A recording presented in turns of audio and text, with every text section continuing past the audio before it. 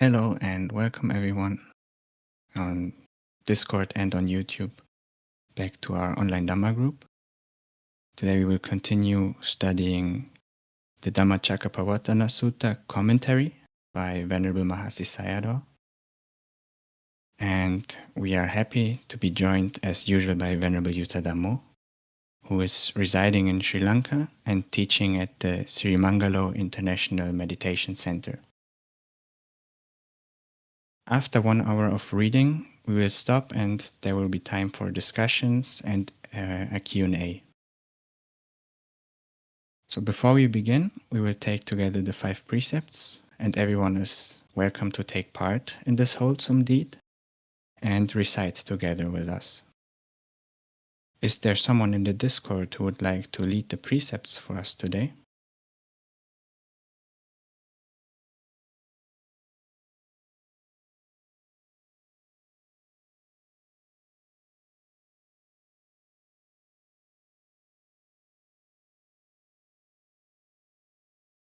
Otherwise, I will do it. Okay, I will start now. Ahang Bante, Tisaranena Saha Pancha Silani Yachami. Dutiyampi Ahang Bante, Tisaranena Saha Pancha Silani Yachami. Tatiyampi Ahang Bante, Tisaranena Saha Pancha Silani Yachami. Namo tassa bhagavato arahato samma sambuddhassa. Namo tassa bhagavato arahato samma sambuddhassa. Namo tassa bhagavato arahato samma sambuddhassa. Namo tassa bhagavato arahato samma sambuddhassa. Namo tassa bhagavato arahato samma sambuddhassa. Namo tassa bhagavato arahato samma sambuddhassa.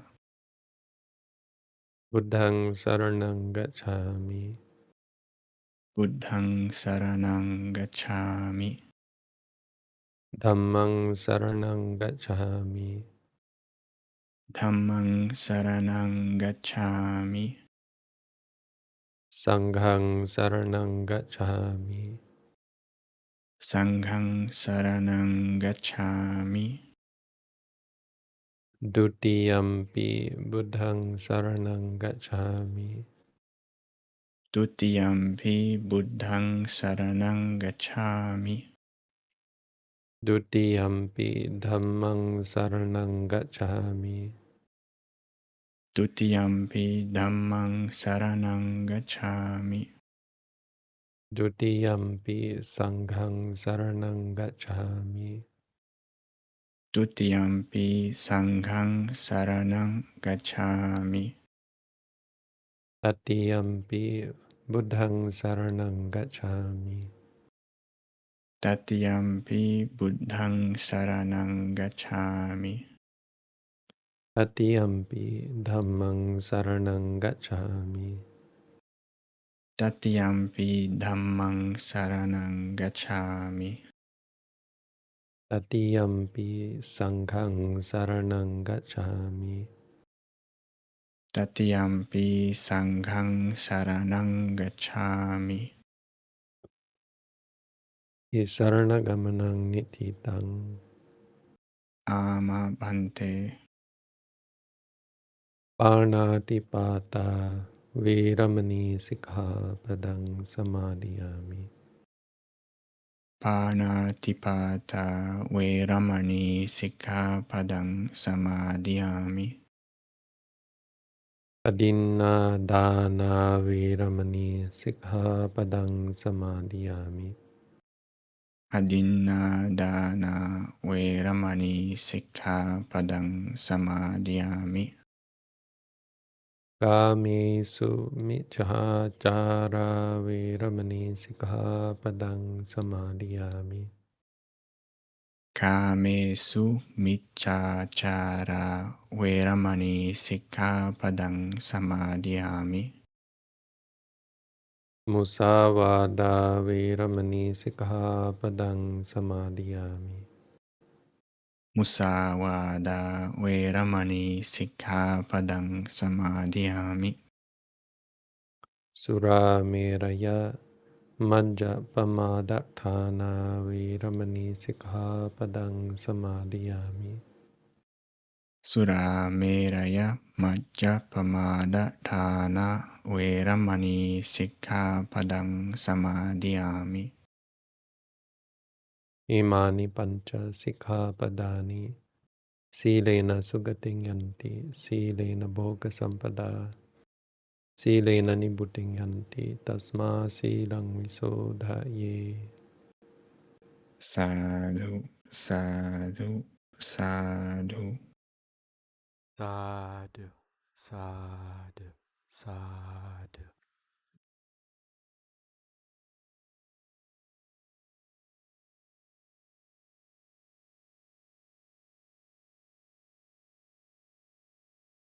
So we are at the PDF page 69, and we're continuing under the title The Path Factor of Right Action.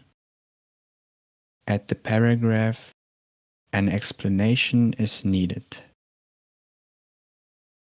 I will post the reading order shortly.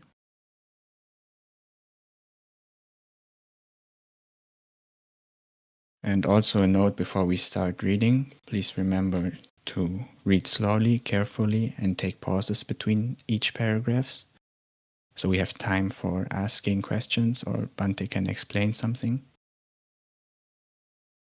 And we read 2 paragraphs each. If there's a short paragraph, you can read one more. Delaware, I'm just wondering if someone else from the audience wants to come on stage. I see Chia. Yeah, if someone else is reading today, if you want to read, please send an invitation or raise your hand so we can invite you. I can just invite anyone who is usually in the group and you can join or not join.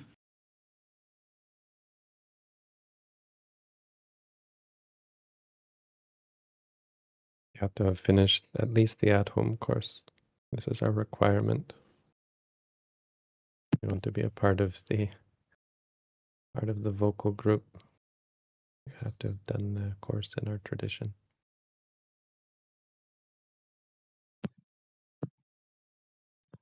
Yes, so while I edit the reading list, Austin, if you're ready, you would start for us today.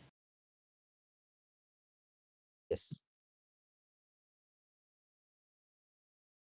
An explanation is needed here as to what constitutes unlawful sexual intercourse. There are 20 kinds of females with whom no male person should have sexual intercourse.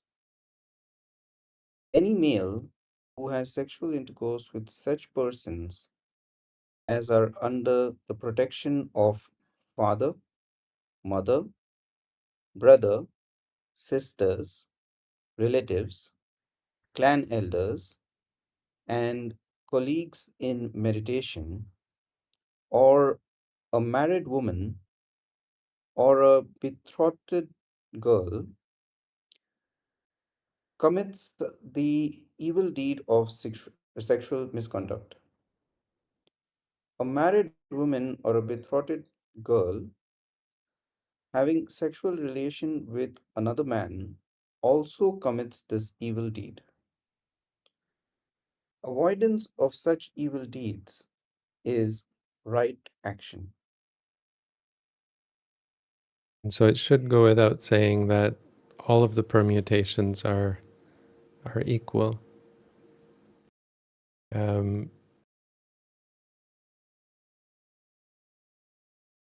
There was a There was a man who tried to argue with me for his own personal benefit, I think, that a married man who had relations with a woman who was not married, a married man who had relations with a woman who was not married didn't break the rule, right? An adult woman who was in no prior commitment, he didn't break, even though he was married, he didn't break any, because of how it's worded, because of how there's a place where the Buddha says basically what Mahasi Sayadaw is relating to us. But it should go without saying that it goes always. If you're in a commitment and you have relations with someone who isn't, or you're not committed but someone else is, the other person is,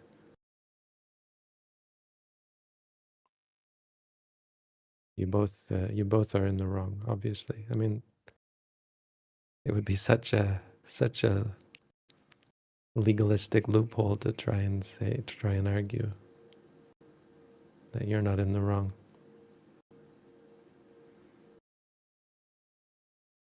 Basically, if you want to simplify this precept, it's just about commitment and trust and breaking that commitment.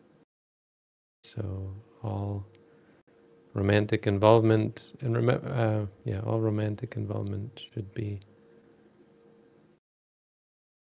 free from this sort of breach of commitment.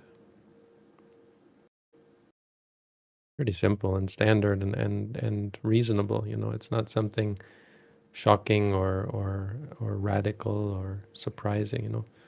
This is basic morality that most of the world is familiar with, if not on board with. And this is part of the 5 precepts, right? The first 3 precepts, we undertake not to kill, not to steal, and not to do this. Engage in romantic involvement or sexual involvement with someone who is that breaches a commitment, either ours or theirs.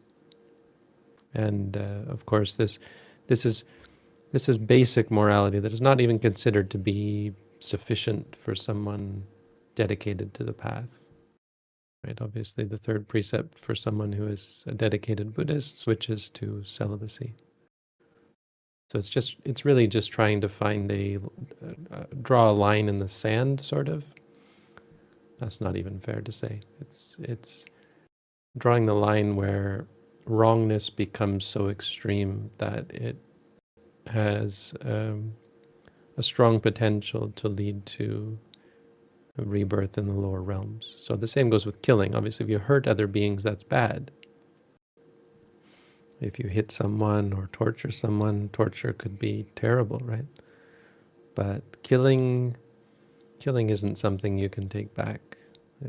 It's crossing a very real line. Stealing as well. Right? You can manipulate someone into giving you things, or bully them into agreeing to give you things they don't want to give you. But when you take it outright without them asking, you've crossed a line. So with the 3rd precept, there's lots of things that are technically wrong. Obviously, anything that is not celibacy is still going to be obviously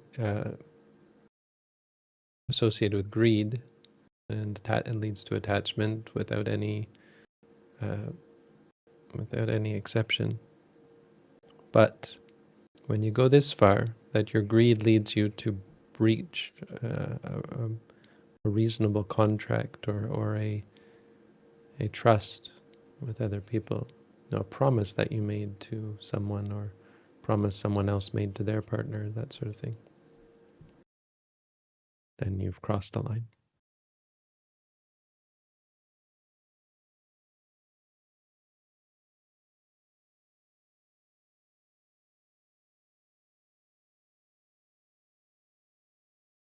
To summarize, killing, stealing, and sexual misconduct are wrong actions. Avoidance of these evil deeds is right action. The path factor of right action should be developed by observing the precepts. It should be developed by practicing insight meditation until the four noble paths have been established.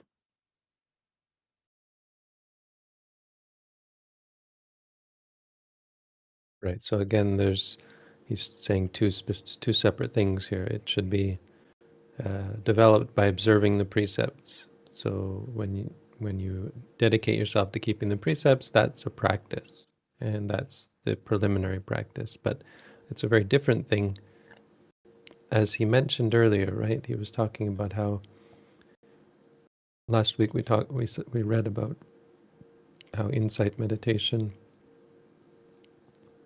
dispels the potential for the arising of wrong action, which is very different from keeping the precepts, right? Dedicating yourself to keeping the precepts. Someone who's not meditating can do that, at least to a reasonable extent, but it's not sure, it's not certain, and they will be prone to breaking the precepts. The person who develops mindfulness, because of the clarity of mind, there's no possibility for them to kill or steal. It just can't arise during the time that they're practicing the desire for any of that.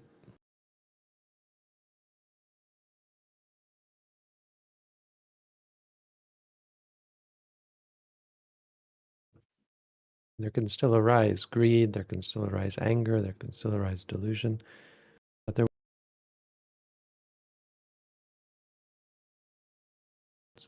so radically opposed to the clarity of mindfulness. And then at the moment of the path and fruition, at the moment of attaining a nibbana, there is the change of lineage that is recognized as cutting off the potential for crossing these lines. So a person who has gotten to that level, where the mind has let go, will never again be capable of killing or stealing or cheating.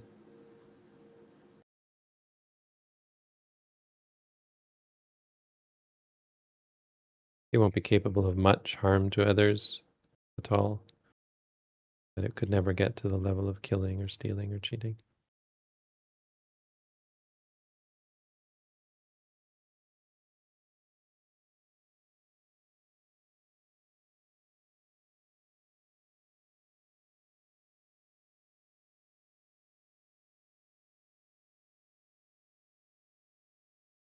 Chi, you are next.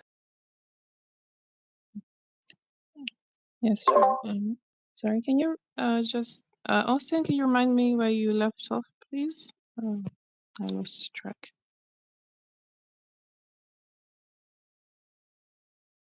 Yeah, the next one is the path factor of right livelihood. Thanks.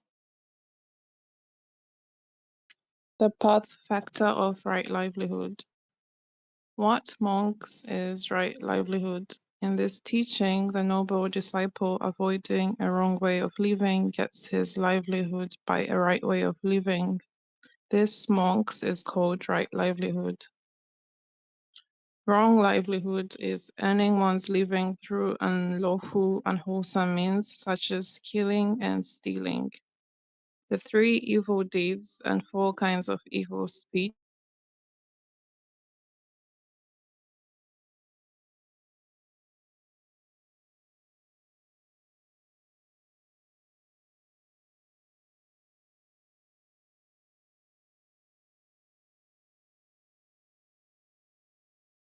Chi, are you still there?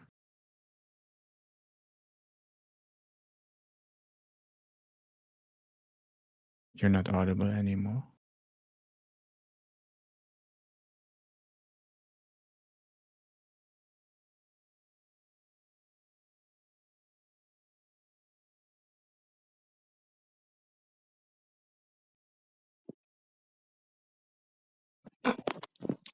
sorry, can I start that paragraph again? Yes. Wrong livelihood is anyone's living through unlawful, unwholesome means such as killing and stealing. The three evil deeds and four kinds of evil speech amount only to wrong action, micha kamanta, and wrong speech, micha vacha, when they have no connection with earning one's livelihood. They are not wrong livelihood. Thus, for instance, killing flies, mosquitoes, spiders, snakes, or an enemy through anger or fear amounts to an evil deed, which is wrong action, but it is not wrong livelihood. Killing animals such as poultry, pigs, goats, or fish for the market or for one's own use definitely constitutes wrong livelihood.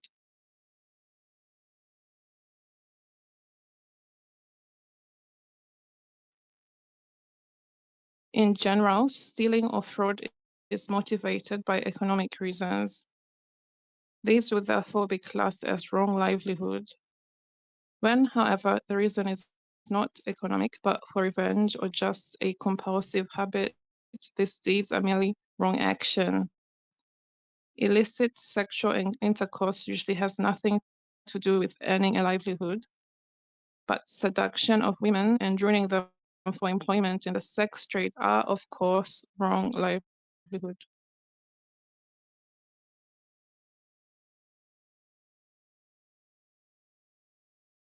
So But livelihood is interesting because it's not real in the same sense that action and speech are realities, right?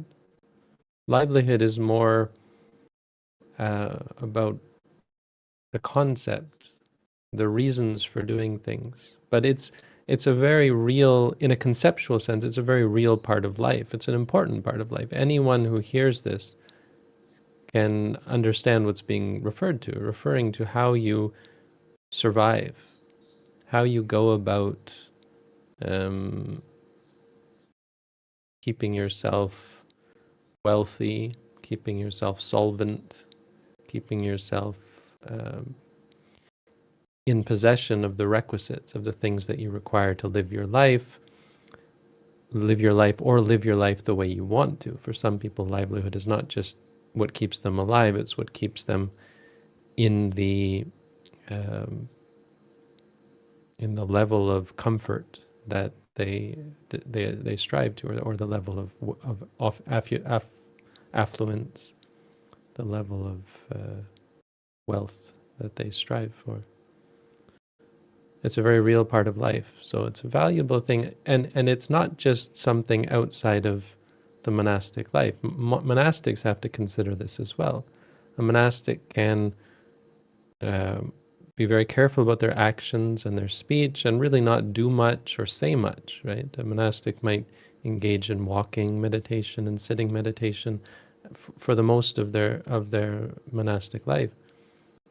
But they have an issue. They have to stay alive. They need food, they need shelter, they need robes, they need medicine, they need things to stay alive. It's a very real conceptual part of life. It's not real. Reality is still just experiences, right? But practically speaking, on a conceptual level, everyone has this concept of livelihood, even monastics. It's something very important for that reason. Even monks, even someone dedicated to the Buddha's teaching, a meditator in a meditation center still has to consider, oh, tomorrow morning I have to go for food. We do our best in a meditation center to minimize the requirements for meditators. Obviously, you don't have to think much about food. You come to the meditation, to the dining hall, and receive whatever food is there, eat your food, and you go back. Quite simple. But there's still that need for those things, and the meditation center has to consider that and provide it for all the meditators and residents. So it's an important separate part of the path for this reason, because it's a very real, practical aspect of life, which is in and of itself, as is pointed out here, a cause for potential immorality, separate from wanting to kill someone. You might not want to kill someone, but think, if I kill this person or kill this being, this animal usually, it will allow me to survive. Or it will allow me to survive at a level I want to. Maybe I don't need to, but it will make me stronger physically. I like the taste of dead animal flesh, that sort of thing. So, and stealing is an obvious one. And as he says, for the most part, it's usually for livelihood. Sexual misconduct, not so much, except where it comes to things like prostitution.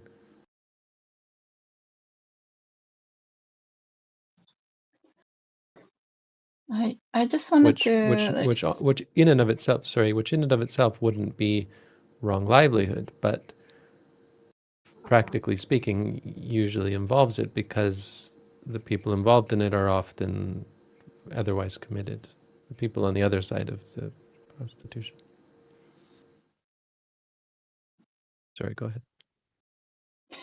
I just wanted to point out, I guess, and sort of just ask you, like, he says that it, like, all the 4 kinds of evil speech and also like stealing and things like that are merely wrong action or only wrong action. Like having it as a livelihood or wrong livelihood is like worse than the wrong action, which is, I guess, I'm not guess, but I think, yes. He doesn't say that. He doesn't use the word merely, as you corrected yourself. He just says only, meaning it's only one, not two. And again, these are conceptual, so there's no ultimate reality saying that wrong livelihood is worse than wrong action. However, in many cases, doing something evil for your livelihood is going to be different from doing it for other reasons. I wouldn't say worse, just different.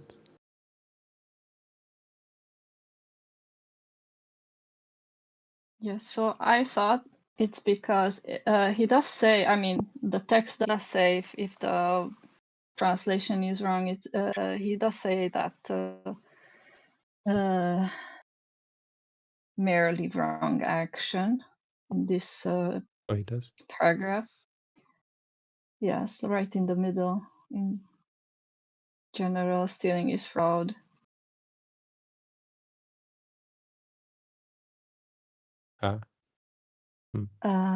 Yeah, no, it just means merely in the sense that they're only one thing, not two. Mhm. Doesn't mean merely because they're not worse.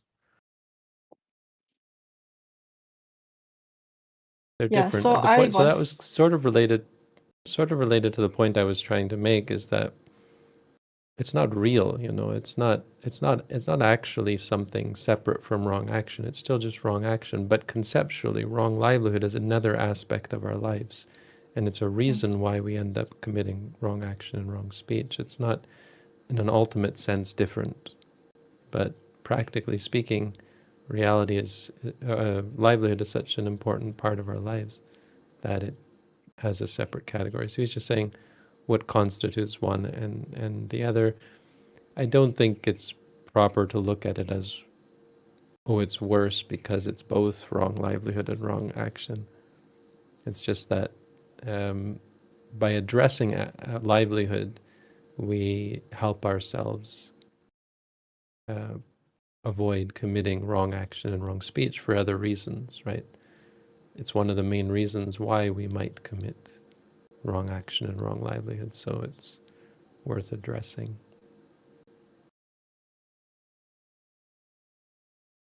Yeah, so I was just thinking that all of our deeds, right, and just boil down to one moment for the intention in that moment, right? And I guess it's wrong or worse because maybe it's done multiple times. But I was just puzzled about the intention part, because if I'm only doing it for the, like you said, to be comfortable in my life, or I'm genuinely, I don't know, have a very wrong intention or very bad intentions to kill somebody or something, then it's, I guess, I thought it's worse because of the intention. Okay, but consider in a legal context the difference between premeditated and not premeditated. Premeditated is, as I understand, considered worse, right? It's a lot worse. Why is that? So when you think about premeditated, I don't think that's, again, I don't think Buddhism disagrees with that. I think from a Buddhist perspective, we disagree with that. Why? Because something that is premeditated involves multiple moments of intention, a single act. So you said it multiple times, but a single act of wrong livelihood can involve multiple moments of determining, yes, I'm going to kill this being. It's premeditated. Whereas wrong action can occur in the heat of the moment. Maybe you're attacked by someone else, or not attacked by an animal, or attacked by a mosquito even, right? You didn't think about, oh, if I see a mosquito, I'm going to be sure to kill it. You just were annoyed by the mosquito and you killed it. That's, of course, it's awful, but it's not premeditated. There's less mental activity is the point from a Buddhist perspective. Why premeditated is going to be more problematic usually is because there's multiple moments and there's a strengthening, there's a determination to do it. Makes it worse. Livelihood potentially provides that. I mean, as you say, it's often not, it's sasankarika, I guess, right? It's prompted because you don't really want to kill. You don't have any animosity towards the being that you're killing. You're just doing it for your livelihood. But you've determined that you're to do it. You're determined to do it. There's adhitthana involved, which is pretty bad. It will develop strong habits of or strong inclinations towards killing in a way that spur of the moment killing doesn't necessarily.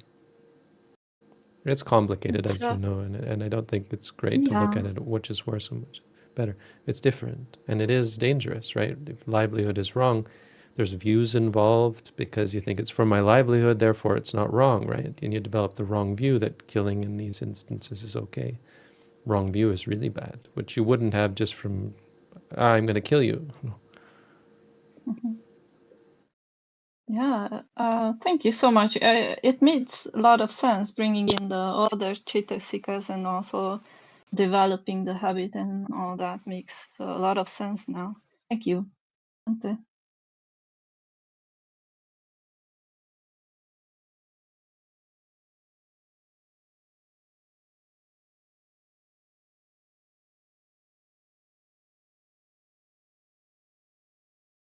Okay, if there's no other question, I will continue.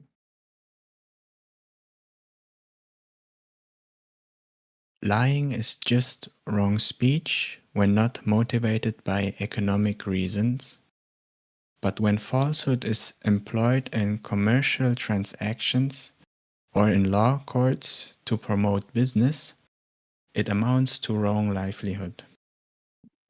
Similarly, slander devoid of economic interest is wrong speech.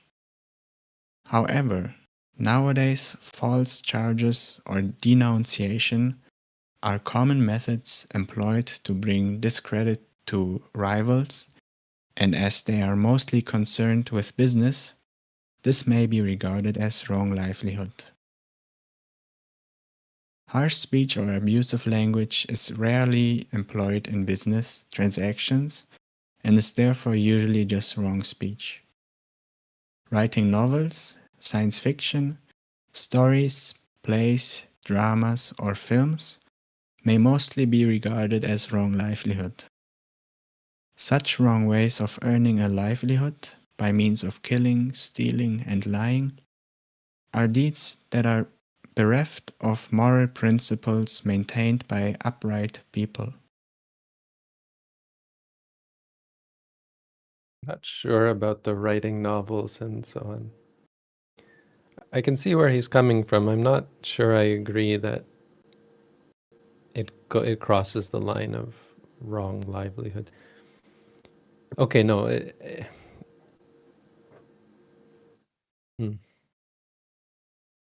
mean, he's trying to say, it sounds like he's trying to say that those are considered lying.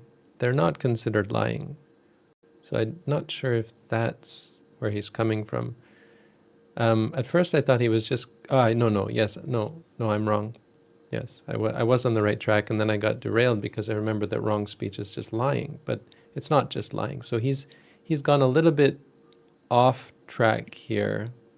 Not exactly. He's expanded the meaning of wrong speech. If you say wrong speech is just lying, so wrong speech is not just lying. Sorry, wrong speech is the 4 kinds of wrong speech. That's where I got confused. And he doesn't mention it, but what has to be clarified here, what is this referring to? Writing novels is not considered lying. Writing novels, etc., is considered frivolous speech, useless speech. The point is, you're writing a book that serves no purpose necessarily. Now, if you write science fiction that serves a purpose, like a real Buddhist sort of purpose, which is often the case, I think, with science fiction. In some cases, it is trying to postulate something that teaches a lesson, right? And if that lesson is good, it's not considered wrong speech. But if someone's just writing a pulp fiction novel that has no message, no meaning, because the Buddha himself employed stories that had never occurred, but he gave examples. Suppose there was a man, suppose there was a woman, suppose there was a this or a that. And those stories were valuable, like Aesop, not like Aesop's fables, but in the way that people see that Aesop's fables were valuable for their morals. Yeah. So sorry that because he doesn't mention the 4th one, he talks as lying, and then he says harsh speech, and the 2nd one is divisive speech or gossiping. The 3rd one is hard speech, and then the 4th one, the writing novels, etc., is useless speech. But it's pushing it because only an arahant is free from this one. But it is interesting, because with livelihood you can choose. You can't. An ordinary person can't really choose not to use useless speech. It's not something that's reasonable to assume. We don't expect Buddhists to refrain from useless speech. We expect them to train towards it, but we only expect them to refrain from lying. Clear, right? If you don't lie and if you're committed to not lying, that's enough. You can be considered a Buddhist. You can be a good Buddhist. But with livelihood, it's different because there's a choice being made, and there's a determination involved, right? There's a decision involved. That isn't necessarily there with useless speech. With useless speech, it often just comes out. You're in a conversation. It's very difficult for people living in the world to avoid useless speech, to avoid all of the other kinds, even harsh speech. If they get angry, divisive speech can be very easily slip out with the defilements. Only an arahant is free from the 4th one of useless speech. But because it's against right speech, these sorts of activities of writing something that you know is useless and is only for entertainment, that has no message, no purpose, no value from a Buddhist perspective, it's wrong livelihood. Is it going to be something that sends you to hell? No, not really. But it still is to be acknowledged as something that is going to inhibit your progress on the path. Valuable to think about, because livelihood, again, is something we all have to consider. What am I going to do for my livelihood? For most people, it involves determining or choosing an occupation. It's valuable from a Buddhist perspective to choose something that's going to be at least innocuous, if not beneficial, something that is of value.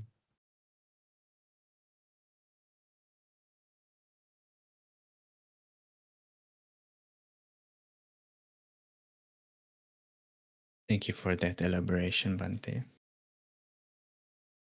Oh, Edith, you have a question? I mean, to me, it seems like just like it's picked out from like a very broad uh, way of living, right? Because somebody has to also play these science fictions or stories or dramas or something, or like when somebody's teaching mathematics or I don't know, maybe even literature. So this is just like really Well, pushing it for me. mathematics can be valuable, can be practically useful. It's not from a Buddhist perspective. It's a good example. It's innocent in the sense that it's a tool. So it's not a tool that's going to lead you to enlightenment, but it can be a tool that allows you to build a house, right? Which is one of the requisites, or a dwelling, a residence. You can use mathematics to cut a robe, or to measure a robe to be cut and sewn together. Even monks have to use mathematics. No, I think it's valid, but I mean, what you say is valid, that these are more obvious examples, low-hanging fruit, I guess you could say. There's others that are harder to determine. Like people will often ask about working in the military. If you work in the military, not as a soldier, but maybe in a factory or something, building bombs, maybe you're not doing the building even, maybe you're just an accountant or a bureaucrat in the military. Is that wrong livelihood? It's complicated.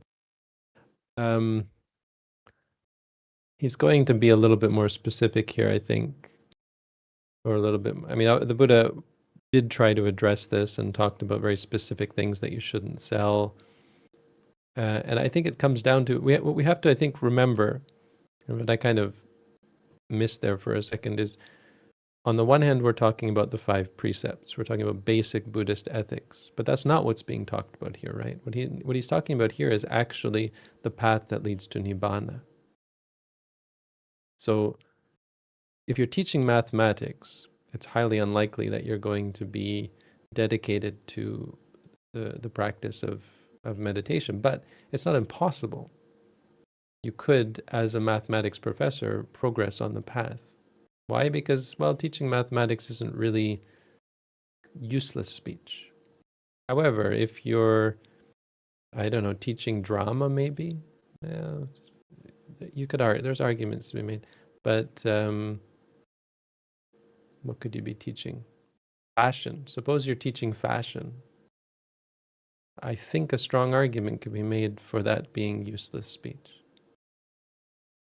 Why? Because it's distracting from, it's going outside of what is necessary, what is valuable, what is even practically valuable. I don't think you could argue that fashion serves real value. I mean, it's hard to argue that drama does either. Drama is, I was for a brief time involved in drama as a teenager. I did local theater, and I was in contact with theater types and actors, those sorts of people. It changes your personality. You become dramatic. The emotions, I mean, think from a Buddhist perspective, the emotions that you have to regurgitate on command, they change you. I mean, we're not in control. This is an aspect of non-self. You can't turn it off. If you spend your life manufacturing emotions, there's karma involved. There's habit involved. When you get angry on stage, it's anger, right? It's not just pretend. And so it changes, and you can see it in your person. It changes your personality. So as a simple example, there's problems involved there. With math, yes, mathematics is probably just going to get you very, very distracted. And most math is useless from a Buddhist perspective. We don't need the level of mathematics that is being studied. And so theoretical mathematics is useless. I mean, from a Buddhist perspective, the theoretical mathematics that is just because it's beautiful or because it's interesting or that sort of thing, yeah, falls under useless speech. Doing something just because it's interesting, doesn't matter what it is, that's not a good enough reason. But if you're studying mathematics to the level that is necessary to build a kuti, a meditation hut, even monks can study that stuff. That's not wrong. It's not the best use of their time, but can be valuable.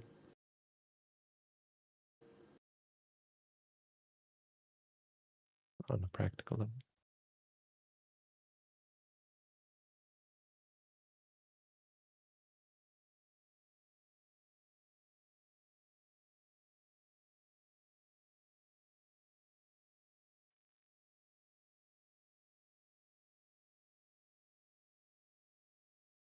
Next paragraph. Seeking wealth unethically is wrong livelihood. One who observes the 5 precepts has to avoid the above 7, 3 physical and 4 verbal, evil ways of earning a livelihood. In the 8 precepts with right livelihood is the 8th, Dhammacakkappavattana Sutta. Avoidance of wrong livelihood is included as one of the factors of the 8 precepts. Thus avoiding wrong means of livelihood and earning one's livelihood in accordance with the moral principles of upright people constitutes right livelihood. But this is not the 8 precepts that we're familiar with. There are lay people who commit to something called the Ajivattamaka Sila, which means Attamaka means 8th. It's a very simple word. Ajiva Attamaka. Attamaka means, Attama means 8th. Attamaka, that which has Ajiva as the 8th. Ajiva meaning livelihood. So the Sila that has livelihood as the 8th, which is the 3 types of wrong action and the 4 types of wrong speech. The 5 precepts don't actually require you to abstain from... the precepts don't require anything. The precepts are determination. So taking the 5 precepts is not the dedication to abstention from all types of wrong speech. But if you take the 8 precepts, and not the 8 precepts that we take as meditators, if you take the Ajivattamaka Sila, you commit to abstaining from all 4 types of wrong speech, which is, again, quite difficult. I think you can argue, I think the people taking it will argue that they are training in those things and to their best are avoiding them. I think it's dangerous to expect yourself to abstain from these things, because again, these are only the physical manifestations of unwholesomeness. And if you focus your efforts on the physical manifestations, yeah, you can for a time avoid all kinds of wrong speech. You just don't talk much, but it doesn't mean you're really wholesome, right?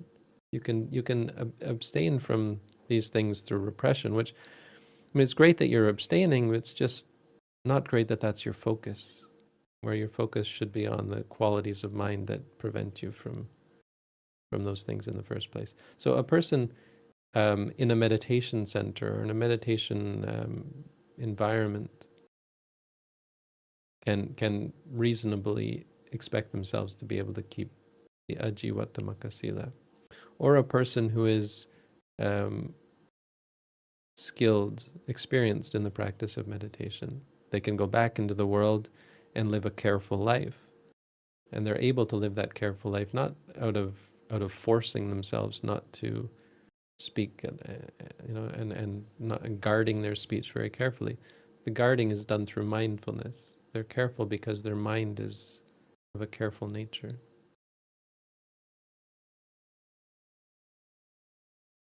But if you haven't heard of the Ajivattamaka Sila, it's interesting and worth considering. I wouldn't say it's something that everyone should who hasn't done intensive practice in meditation should strive for. But I've seen communities of Buddhists in Thailand who dedicate themselves to keeping the Ajiwata Makasila, and they take it as we take the 5 precepts, they would take the Ajiwata Makasila. I've seen people taking it.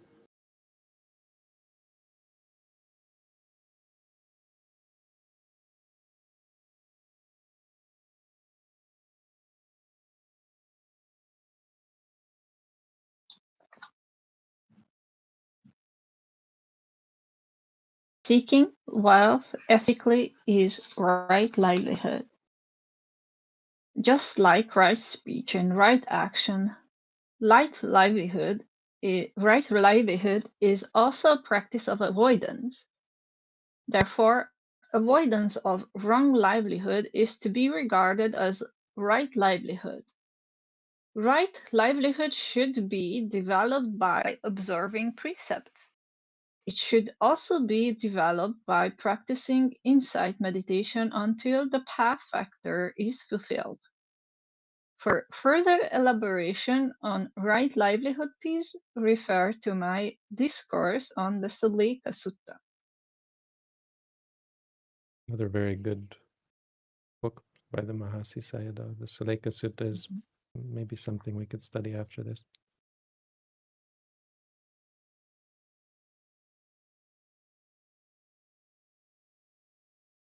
These 3 factors, right speech, right action, and right livelihood, belong to the morality group of the Noble Eightfold Path. I will now proceed to discuss the constituents of the concentration group. So to recap, we're talking about the Eightfold Noble Path. This is the first thing the Buddha says. He says, and in this discourse, he says, there are 2 extremes that are to be avoided by someone who has left the worldly life. The extreme of torturing yourself and the extreme of indulging or seeking out sensual pleasure. Having abstained from those 2, one is able to cultivate the middle way, or the cultivation of the middle way of by nature leads to the abstention from these 2 extremes. So that the middle way is the way of the Buddha, and that is the Eightfold Noble Path. There are 8 aspects of this perfect noble path. The Eightfold Path can be further subdivided into 3 groups, as the Mahasi Sayadaw has mentioned. The first group is right ethics or morality, and that is right action, right speech, and right livelihood. So we've now discussed those 3. It's out of order. It's not the order that they are taught in, but it's the order that they are to be cultivated in. So the Eightfold Noble Path has its own order in which the Buddha taught them, taught the elements, and it has a order of cultivation, which is ethics first, then concentration, and then wisdom. So the concentration factor is 3 different factors that the Buddha that Mahasi Sayadaw is now going to explain for us.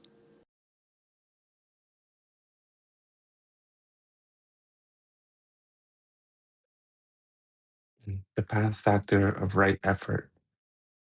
What monks is right effort?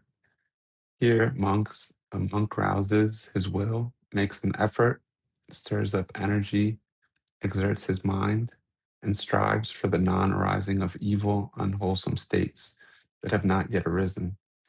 He rouses his will, makes an effort, stirs up energy, exerts his mind, and strives to overcome evil, unwholesome states that have already arisen.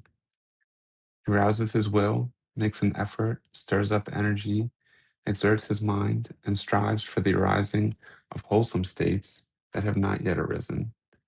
He rouses his will, makes an effort, stirs up energy, exerts his mind, and strives to maintain wholesome states that have already arisen, not to let them fade away, but to bring them to greater growth, to the full perception of development. This, monks, is called right effort.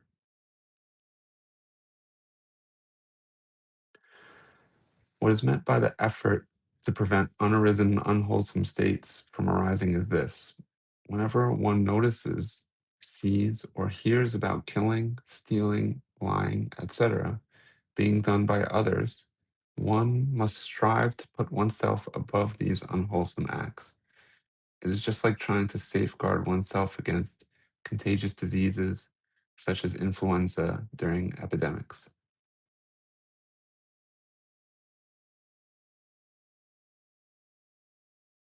That's an important point because of how difficult that is. It's one of the prime reasons why we end up killing and stealing and lying and cheating, not necessarily because it's innate in us to do those things, but because we see others do it, others who we respect and trust and look up to. Even our society pushes us in all sorts of directions. Just think of how our culture and our society informs our ethics.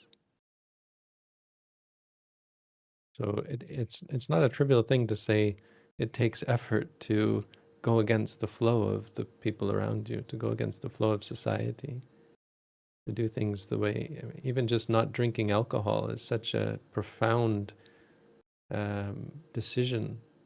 I mean, it's a decision that has profound consequences for an individual in most societies, even Buddhist societies. You know, there's quite a problem with alcohol in most Buddhist societies, which makes them not very Buddhist at all. And even in Buddhist societies where you would think people would know better. I remember it comes back to me often, the words of the driver for my teacher, Ajahn Tong. He was not the best example of a Buddhist, not really Buddhist at all, except that he was born Buddhist. I mean, he would say he's Buddhist, but never really practiced the Buddhist teaching very much.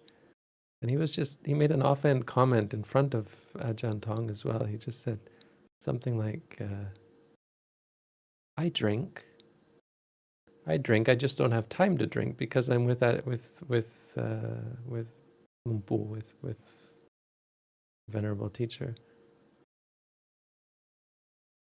It was a kind of a shocking thing to say in a Buddhist monastery. It was.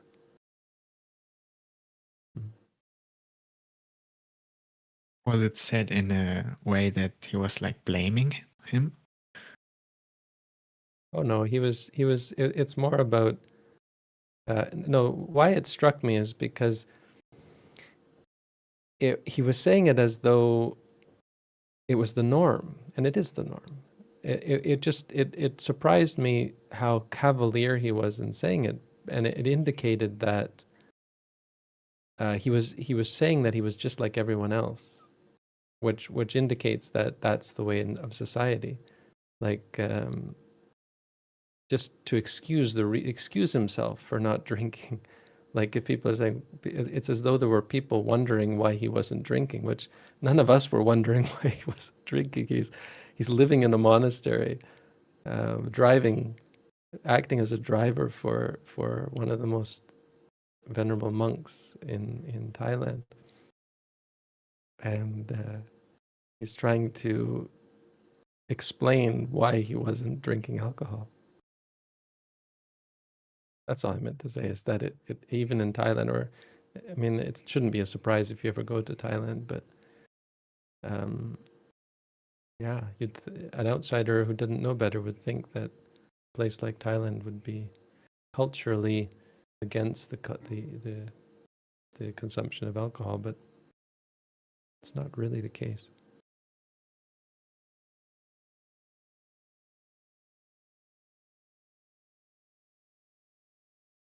A difficult thing to be a follower of the Buddha, obviously, and it's not that difficult. It's just something that requires conscious effort.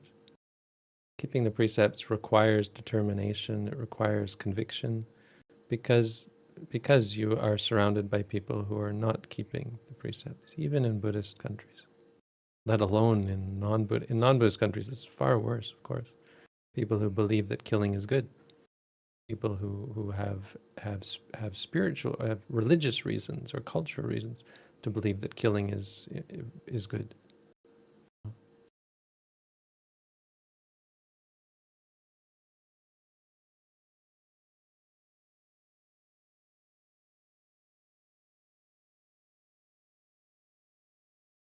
And alcohol, things like that.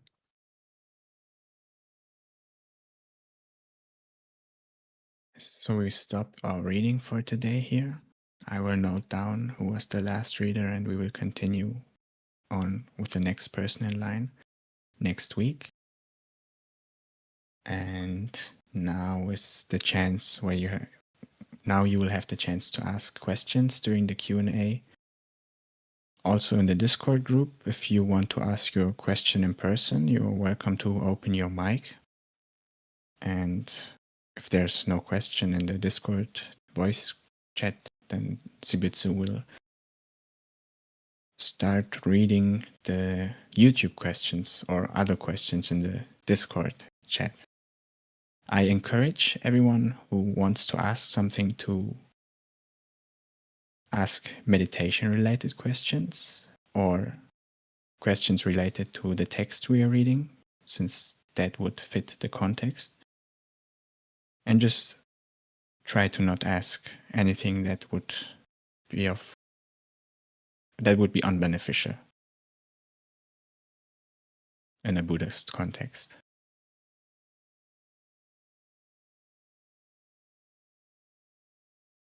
Yeah, we're obviously going quite slowly through the text, and it's certainly reasonable if there's complaints about the content of what's being discussed. I don't pretend to, I'm not the Buddha, and my explanations are not going to be always on the level of the Buddha's teaching, obviously. But as a concept of going through a text very slowly, I think it's more likely to be the case that people are just turned off by how slow we're going through the text as a general point.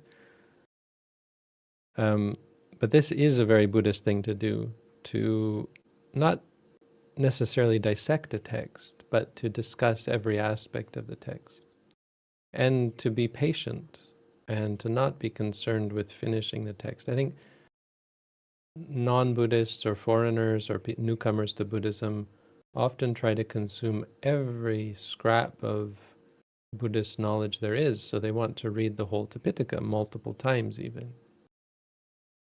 And that's not Buddhist. That's not the way of the Buddha.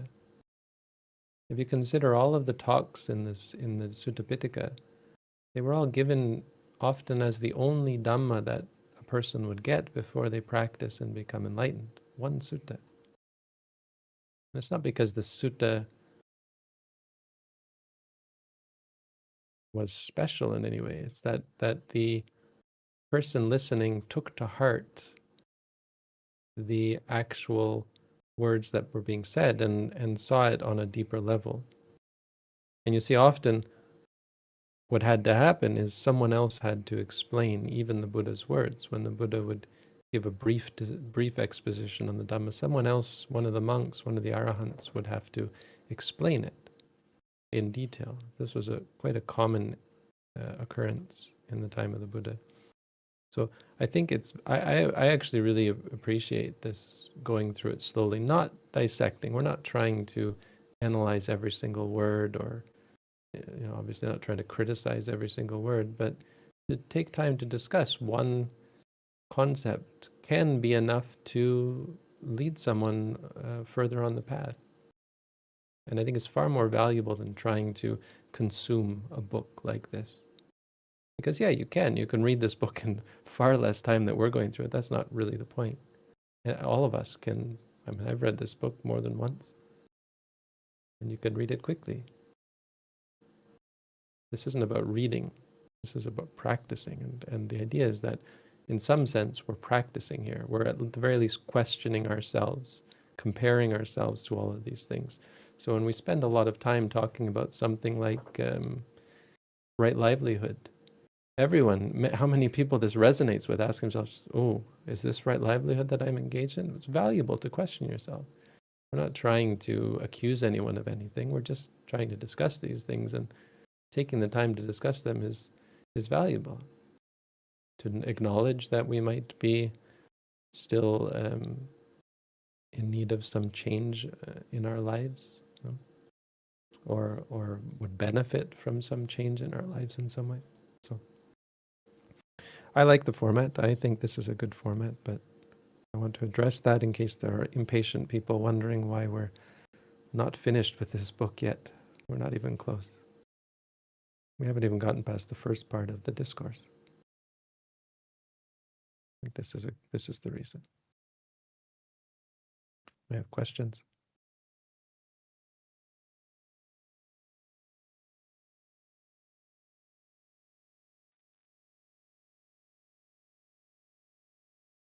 Ante, the first question that we have, referring to the text and earlier discussion regarding wrong livelihood, what about a career in trading?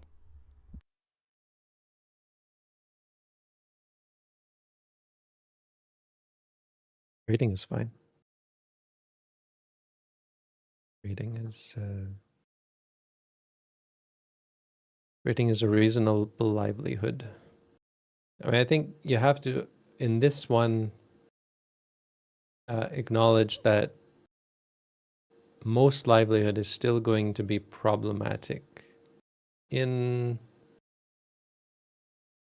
a similar way that all romantic involvement is going to be problematic. So getting married is already problematic, right? But it's the best you could do it's the best you could do out of all romantic involvement. Getting married is the best one that you could choose from a Buddhist perspective. Why? Because you're entering into a trust relationship, a supportive relationship. You're making a contract, and you're limiting yourself to romance with one person. That's the best. It's still problematic. So livelihood, not in the same way, but in a similar way, is always going to be problematic until you become a monk going on alms round every morning and just taking whatever you get, or a meditator living in a meditation center, going to the dining hall and taking whatever food is there. Until you get to that level, it's always going to be problematic. So that's not really, I mean, so to that extent, anything but that is wrong livelihood. Anything but that monastic livelihood is wrong livelihood. But there are limits. When livelihood becomes something that causes you to kill, steal, lie, cheat, or take drugs and alcohol, yeah. Let's put aside the alcohol one for now. Until it requires you to do those things, it hasn't really crossed the line for an ordinary Buddhist. It hasn't become a detriment to your practice, something that drags you away from the Buddhist teaching. So simple things like trading are not a problem. I think as Edit pointed out, it's pretty extreme to say the other things are wrong livelihood, but technically they are.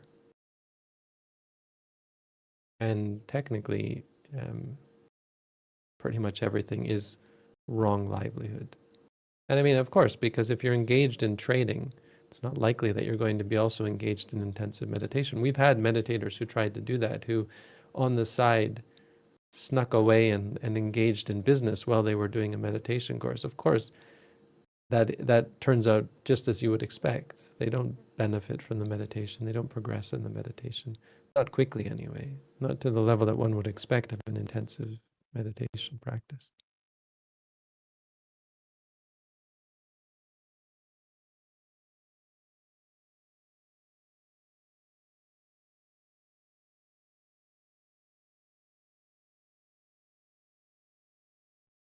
The next question, Bante. During the meditation, if the noting experience is disliking or hating without thinking of the reasons, is that moment of mind state unwholesome, or is it just a process of purifying? the wholesome mind?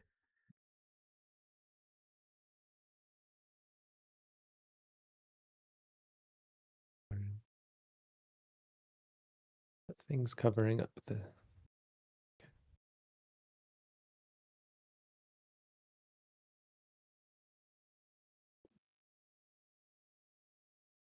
So asking whether something is unwholesome is complicated because there are many, many moments of mindfulness happening like every second. There's moments of experience are very, very quick. And so all we can say is that a moment that is that contains greed, anger, or delusion is unwholesome. But that doesn't tell you the whole story of what's going on, because those moments are very, very quick and they're happening constantly. They're happening and then they're not happening, and then something else is happening, and then again the defilement is happening. So we can say on a general level that getting angry and, oh, I got angry there, so that was unwholesome. So the part of the experience of getting angry that is unwholesome is the getting angry. If part of that experience is being mindful, well, the moments of mindfulness are going to be wholesome, but it doesn't mean that there won't be another moment of anger coming, right? It's complicated. It's, in a way, it's like we're fighting a war. And on the one side you have the defilements, on the other side you have mindfulness. And so they're conflicting with each other. Sometimes the anger comes out on top, sometimes the mindfulness. I mean, it's just it's a chaotic mess. And through patience and diligence, the battle is won. And the habit changes and the anger is reduced. And eventually there's purity that comes from mindfulness. So the answer is it's complicated. But moments of anger are, as an example, are always unwholesome and always going to be a cause of further suffering. It's on such a minute level that one moment of anger is not going to send you to hell. It's just going to lead to suffering and probably more anger, unless you're mindful, unless you're changing that habit or working against that habit. So what mindfulness is doing is changing the habit, changing the direction of the mind away from getting angry towards being equanimous and objective.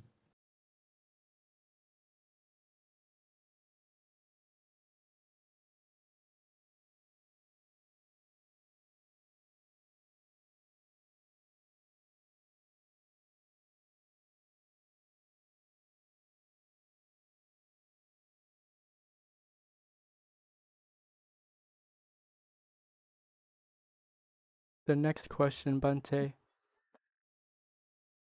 I'm a newbie. What is the goal of meditation?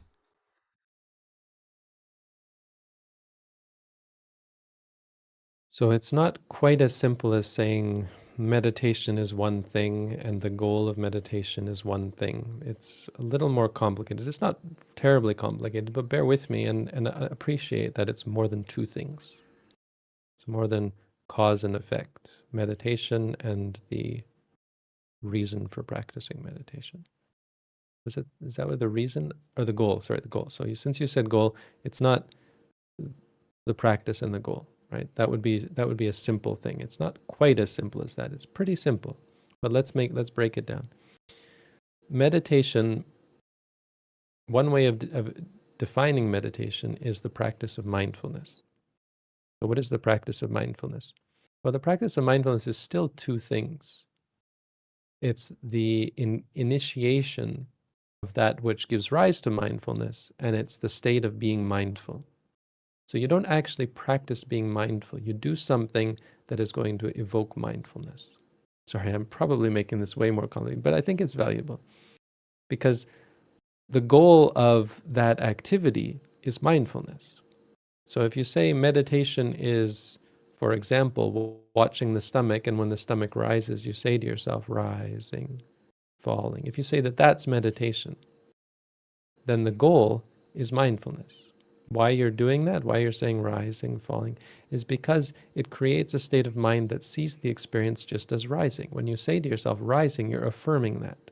You already knew it was rising. You're not telling yourself anything you didn't know.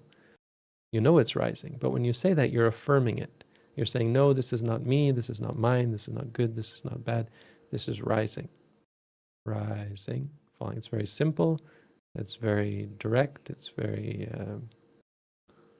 tautological. I don't know is the right word, but it's very precise. It's very true. And so you become very much in touch with reality when you do that. And that state is the state of being mindful.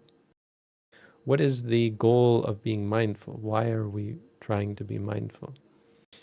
So you can look at it from two ways. You can say that we have greed, we have anger, and we have delusion. And those things cause us suffering. So the goal of mindfulness is to change that. When you're mindful, you can't be greedy, you can't be angry, you can't be deluded, because all of those things are judgments of things. Rather than saying this is rising, you say this is good or this is bad. You cultivate that habit of partiality. When you're mindful, you free yourself from. The other thing you can say is that as a result of that, there is peace, there is happiness, and there is freedom from suffering. So the goal, well, no, I skipped a step as well. Why we free ourselves, why it frees us from greed, from anger and delusion, is because it changes our perspective. We start to see that the things we thought were worth getting angry over, were worth getting greedy over, were worth being deluded over, conceited or boastful or whatever about, are not worth it. We see that they're impermanent, suffering, and non-self. So the technical goal of mindfulness is to see what we call the three characteristics. What is the goal of mindfulness? Mindfulness allows you to see clearly that the things that you thought were stable, satisfying, and controllable are not that. The reasons for clinging to things, the reasons for giving for things, seeking things out, trying to change, trying to fix, trying to control, are not worth it. Our reasons for doing those things are not valid. The things that we cling to are not worth clinging to. This is called wisdom. So mindfulness leads to wisdom. It's not wisdom in a very haughty sort of sense of philosophy. It's just knowing better. Knowing better than clinging to things that are going to cause you suffering from clinging to them. And that knowing better, the goal of wisdom, why one would want to be wise, is peace, happiness, and freedom from suffering. Because obviously wisdom prevents you from making mistakes, prevents you from causing suffering, hurting yourself, hurting others, doing things wrong. By its very definition, wisdom prevents you from doing what is against reality, which is what is against what is right. It's wisdom because it leads to peace, happiness, and freedom from suffering. That's the only reason it could be wisdom. So, if you want to say it briefly, what is the goal of meditation? Peace, happiness, and freedom from suffering. But, well, I don't know if it was valuable to you, but this is a longer answer of what we actually mean by meditation and the goal step by step by step. I think why I'm inclined to say that and to go into that detail is because people often focus on the peace, happiness, and freedom from suffering part, and they say, why is my practice not making me peaceful, happy, or free from suffering? The reason is because in order to find that peace, happiness, and freedom from suffering, you have to have wisdom. In order to gain wisdom, you have to see that you're doing things wrong. You have to see that you're clinging to things. So you have to suffer. I mean, not technically, but practically speaking, yeah, you have to suffer a lot. You have to make lots of mistakes, and through mindfulness, see that you're making lots of mistakes. See that you're clinging to things, and to see that they're not worth clinging to. That's a lot of suffering. There's a lot of suffering involved there. Once you see that, well, you'll get wise, and that wisdom will change. You'll no longer make those mistakes of clinging to things that are not going to bring you peace, happiness, or freedom from suffering. And so you'll find peace, happiness, and freedom from suffering. I mean, it's a practical problem. Meditators come and complain about how unpleasant meditation, uncomfortable mindfulness can be. It is, by its very nature, uncomfortable, and it's supposed to be. It's supposed to make you uncomfortable, to shake you up, so that you can change, so that you're not complacent and engaging in activities that hurt yourself or hurt other people, destructive tendencies. We have lots of bad habits. We're like stuck in the mud. You got to pull yourself out.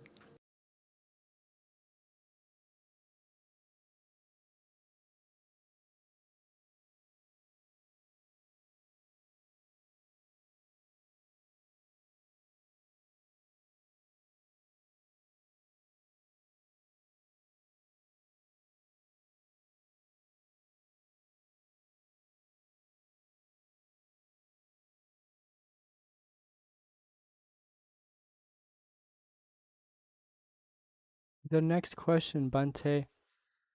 Are protective meditations worth it when the distraction totally overcomes mindfulness and I become lost in daydreams and memories? In these cases, I can't note distracted because the mind has become lost and overpowered by delusion. So they're worth it, but you shouldn't rely on them. You should never say, okay, well, I'll give up being mindful and instead do these protective meditations. You should do them as well and be mindful as well. So when it's overwhelming, you engage in those practices so for the purpose of being able to come back to being mindful. Just make sure it's like that.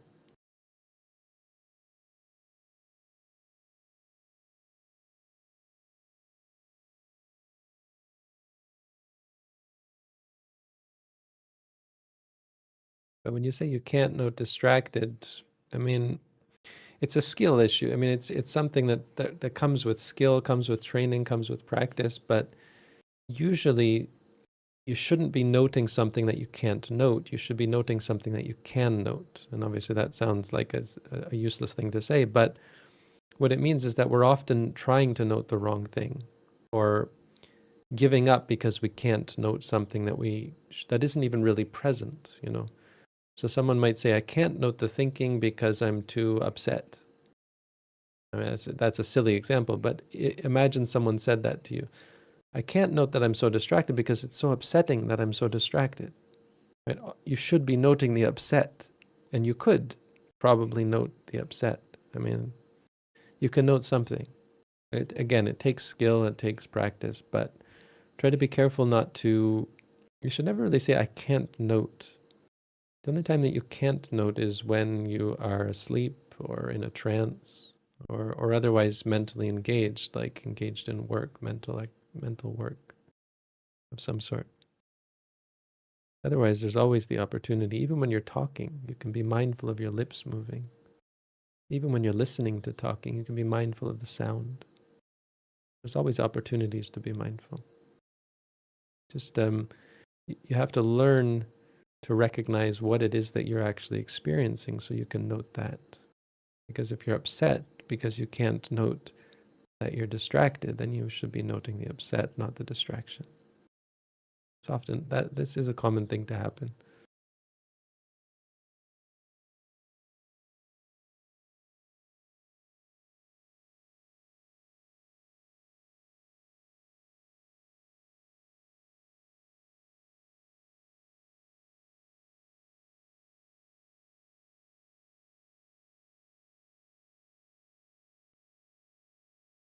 The next question, Bante.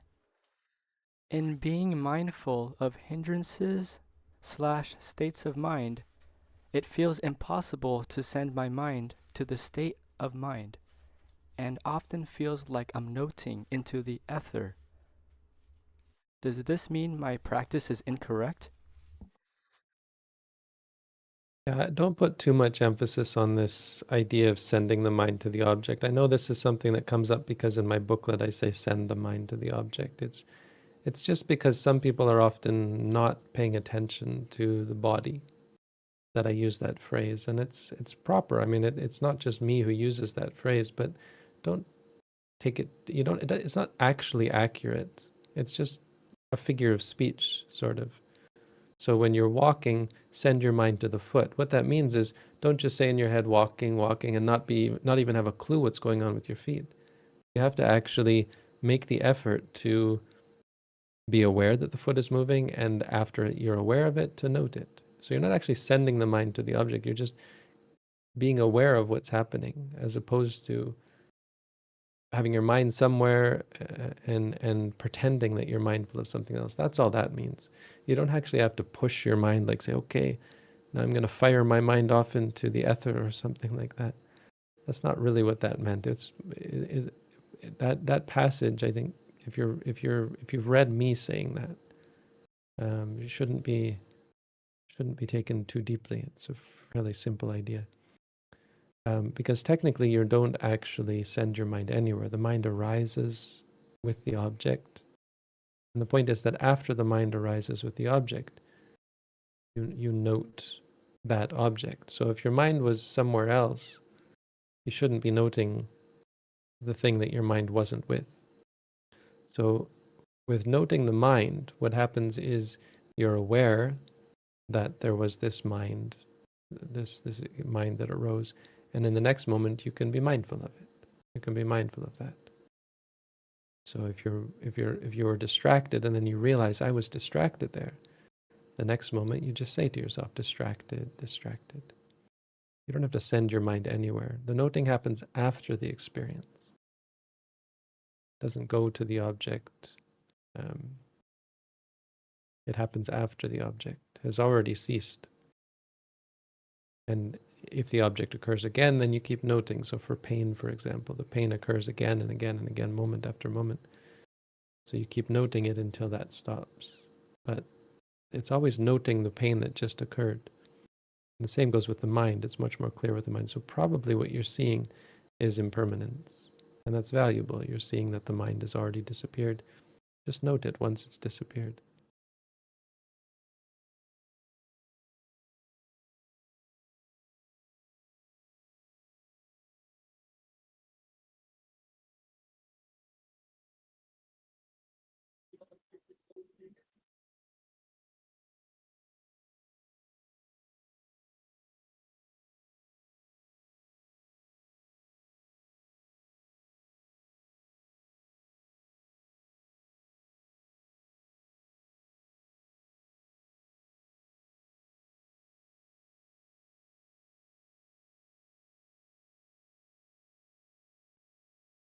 The next question, Bhante.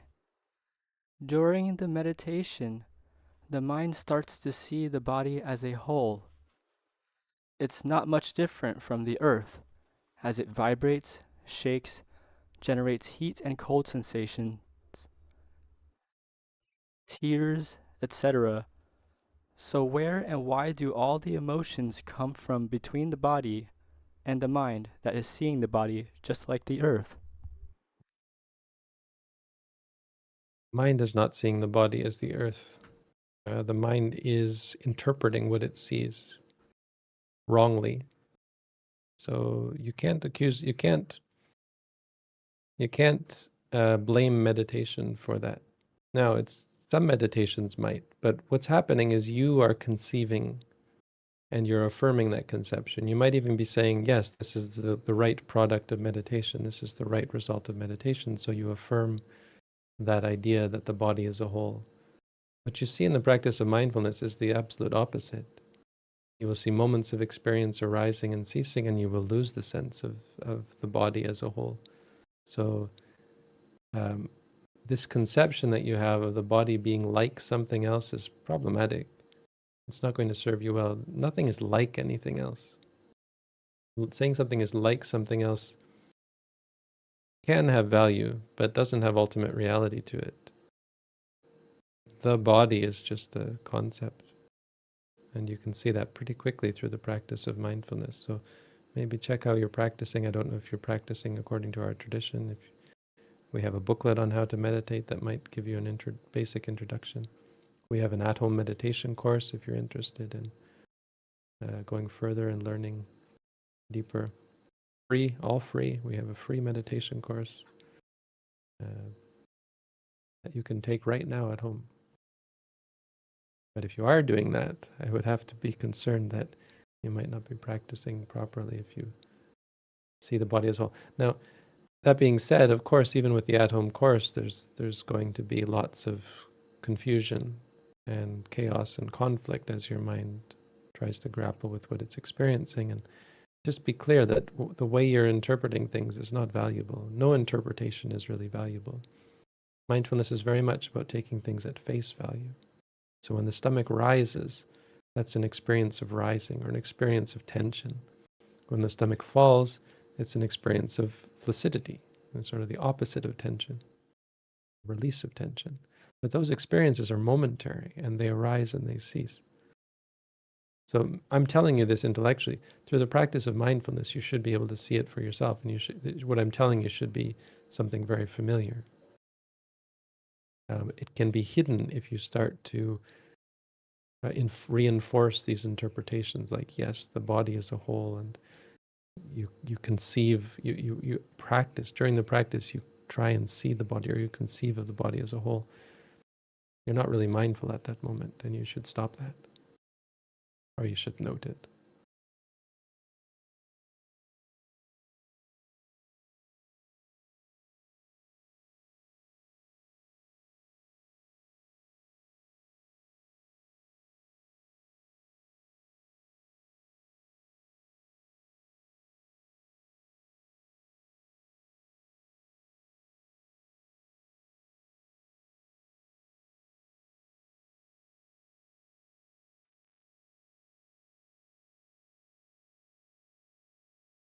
The next question, Bante.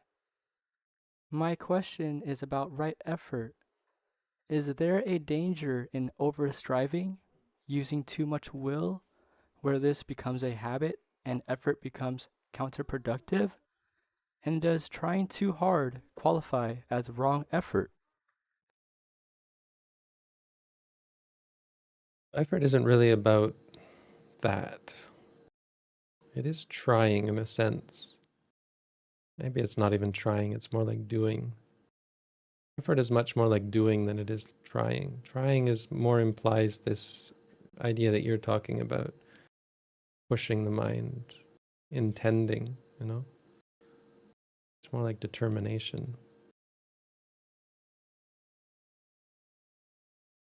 So effort isn't about using the will, it's about doing. And it's much more about doing it consistently or systematically. A lack of effort is characterized by giving up, by giving in, or allowing the mind to, or indulging the mind. Indulgence, really. That's a lack of effort. And you indulge the mind. So the mind thinks of something, and instead of saying thinking, you indulge.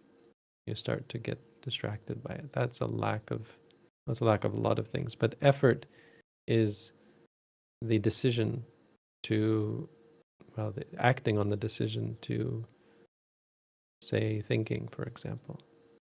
So it's effort. Right effort is pretty clear in mindfulness. It's not usually what new meditators think, but it's pretty specific and clear, in that you will feel the need for effort to continue practicing. It's uncomfortable to have to repeat to yourself seeing pain, or even just rising, falling.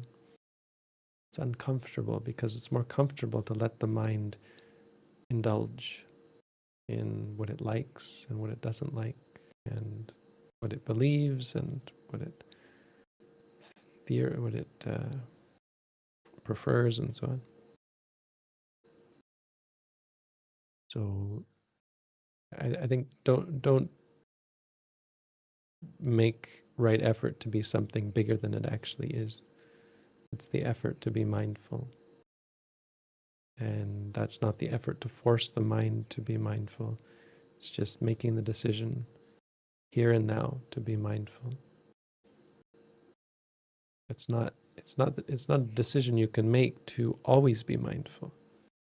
So this forcing, this willing is futile, it's harmful, it's unbeneficial. What's happening is there will be moments where you are able to be mindful, and then there are many other moments where you're just not able because you're just not good at it. You're not skilled, you're not proficient. And what effort looks like practically is in those moments when you realize that you are distracted. You say to yourself, distracted. You make the effort. Very simple thing to say to yourself, distracted. You don't say, oh, it's too much effort. I'll just let myself get distracted. Or I'll just follow this thought or this emotion or this story. So it's not really the focus of meditation, it's more auxiliary. Mindfulness is the only one you really need to focus on because it pulls the other 4 factors along with it and it balances them and it perfects them. If you're being mindful, all the other 4 factors are a given. All the other 4 faculties.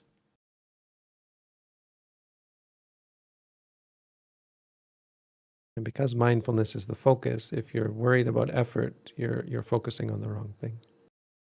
Should we only be concerned with mindfulness?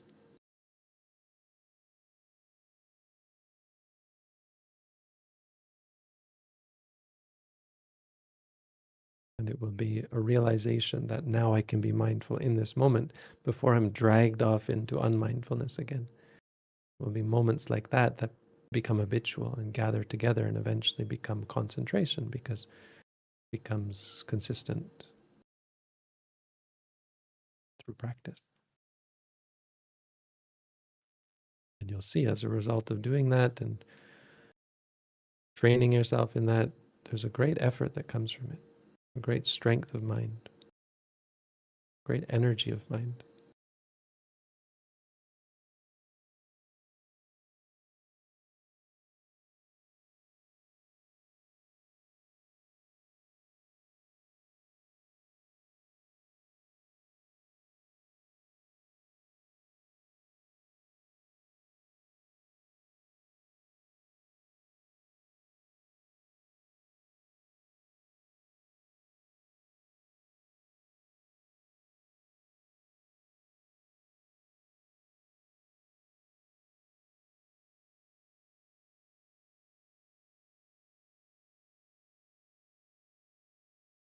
The next question, Bante. The volunteers made a note that they're unsure if this is the right text. Would being a sewer and water contractor be wrong livelihood due to the digging involved? The Dhammacakkappavattana Sutta said that it disturbs and potentially kills moisture-borne beings underground.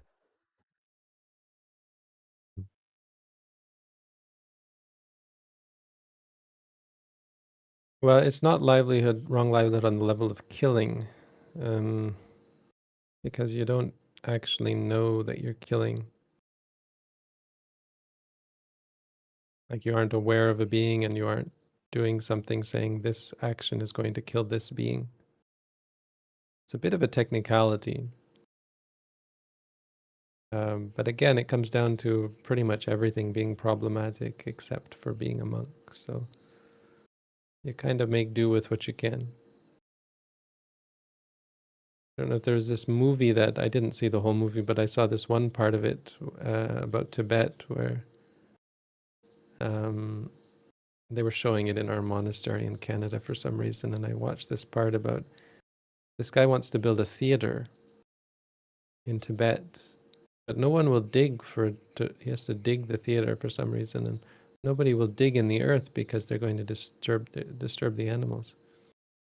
So they get together and they're all digging hand by hand, digging. And whenever they find a worm or any kind of animal, they all get excited and they pick up the animal and they take it over to a place where it can live in comfort and peace. So slowly they dig out this pit for the theater. Yes. So it's not without problems.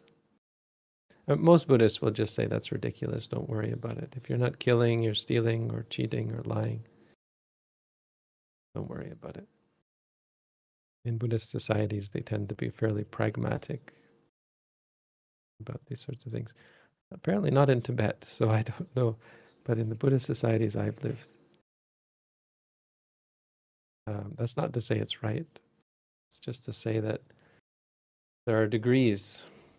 How extreme do you want to be? It's quite noble, this this idea of being concerned about beings living in the earth and therefore being careful about how you dig in the earth. It's very real. So I don't have an answer, and I don't probably have the answer that you want to hear, but certainly it's admirable that you're questioning this and considering this. I think that's a valuable step. I think you can be free from the guilt of killing. This is an important thing because people who like step on an ant accidentally think they've broken the first precept, or run over an animal in their car and think they've broken the first precept. This isn't Buddhism. This isn't something they should be worried about or guilty about. This is just samsara. It's just the nature of things. Beings are born and die all the time. There's murder and there's death and there's suicide and there's all sorts of death going on. Unless you intentionally kill someone, a living being, you're not guilty of murder.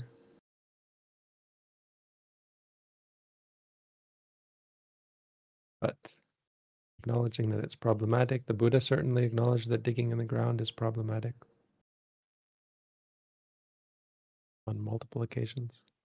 So good that you're thinking about that and considering it, something to consider, that it would be less violent, less harmful to other beings if you were to not do that. Practically speaking, it's not the end of the world.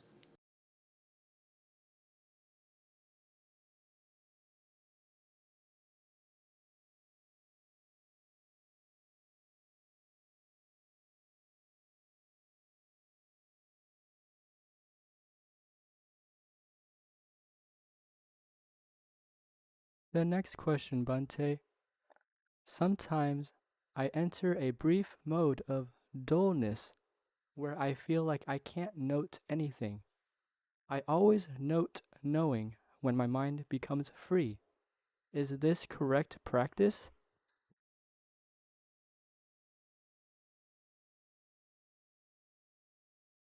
I mean, you can note dull.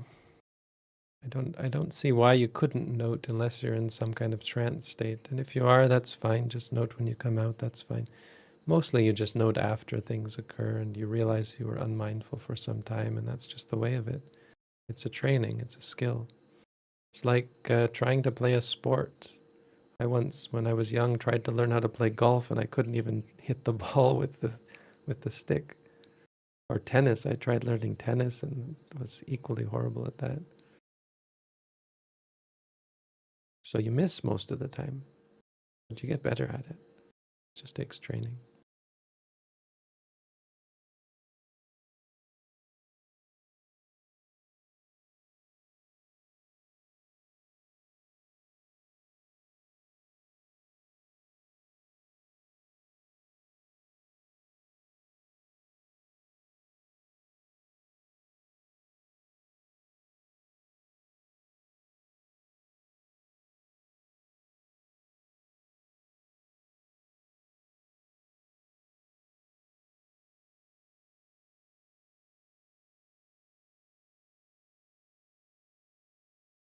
The next question, Bhante. After 30 minutes of meditation, my mind starts constructing stories, feelings, and dreams. Should I start walking meditation when such mind states arise? Because it's hard to come back to focus. No, just the opposite. If your mind is very distracted, you should instead lie down. Or you can instead lie down. You shouldn't automatically try to escape the situation. Uncomfortable, difficult situations, your first recourse is to do your best to face it. And your last, the inevitable, the goal that you want to reach is being able to face it. That being said, if it's overwhelming, if you feel like you're not ready to face it, you're not capable of facing it, switching postures is a really good tool, but not in the way you're suggesting. You should instead lie down, because walking will increase the effort, the energy, and is more likely, not necessarily, but more likely to decrease concentration. And not decrease so much, it's just not so focused on the concentration side. So if you're already weak in concentration, sitting is better for concentration, lying is even stronger in concentration. Just normally you don't want to do it because weaker on the effort side. Practically speaking, I mean, ultimately any one of the postures can be fine for effort and concentration. But especially for a beginner meditator, switching postures is done in this way. But the first thing you should do is just say distracted, distracted. And start by noting the hindrances: liking, disliking, drowsiness, distraction, doubt. These are what make the practice uncomfortable, unpleasant, difficult.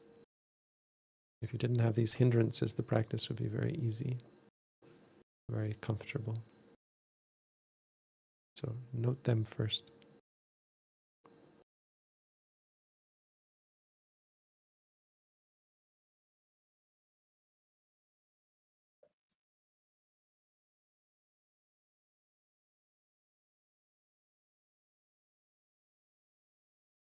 The next question, Bante.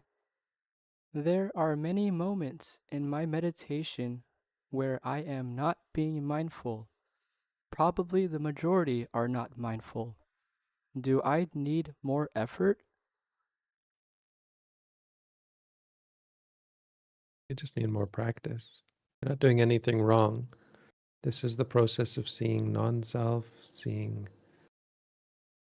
non-self in a very specific aspect of non-self is that once you engage in a habit, it gets out of your control.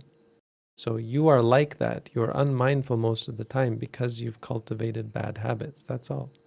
Mindfulness is a good habit. And if you work at it whenever you're able to, in the moments that you're able to, drop by drop, step by step, tokang tokang, bit by bit, it will become your habit and it will replace the old habits. That's all.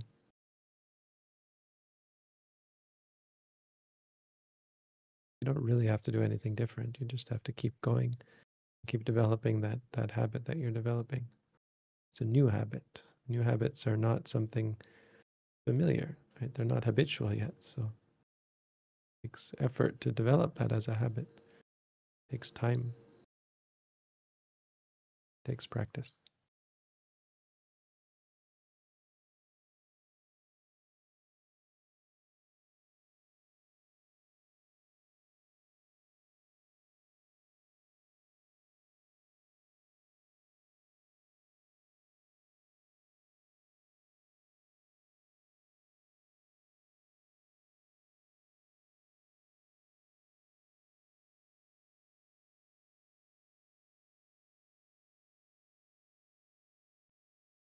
The next question, Bante. Do kilesas originate from fetters?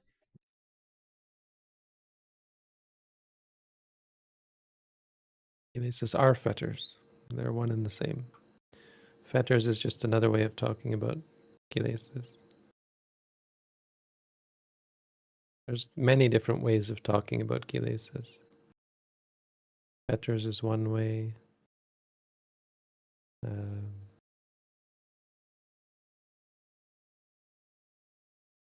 Hindrances is another.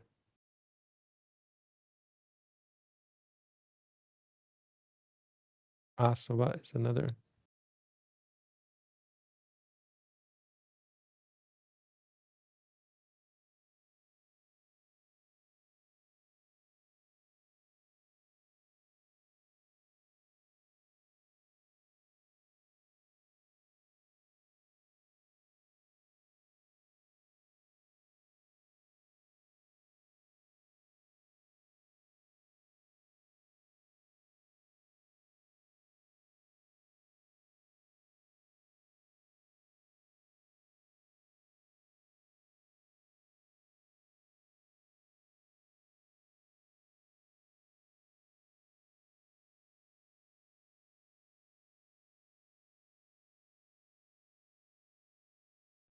The next question, Bante. What is the difference between a meditation center, a monastery, and a hermitage?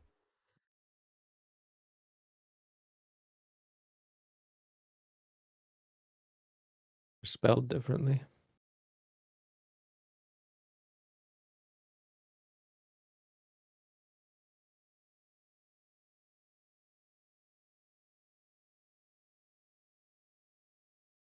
So I mean, there's no meaning behind these. The only thing that we have in Buddhism is what we call a sima, and that relates to monastic order. So you determine simas, boundaries, because you want to make sure you have all the monks in the area agreeing with whatever it is that you're doing. So if you make a decision, you want to make it with all the monks present. What does it mean, all the monks? Not all the monks in the world. That would be ridiculous. So you have to make what is called a sima.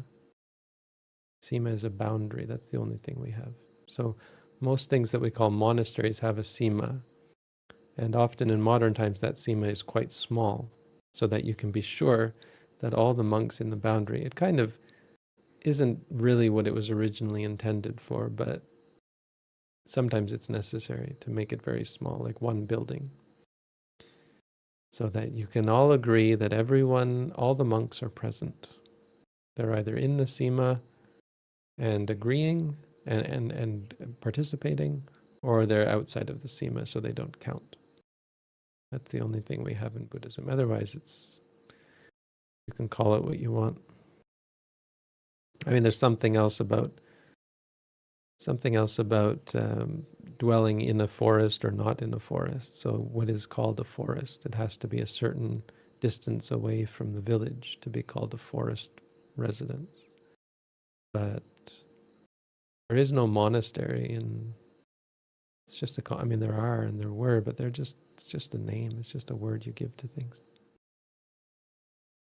I mean, you know as well as I do what the word meditation, what the term meditation center means. What the term you can look these up in a dictionary, and that's the only answer I can give you, because they don't have a place in actual Buddhist doctrine.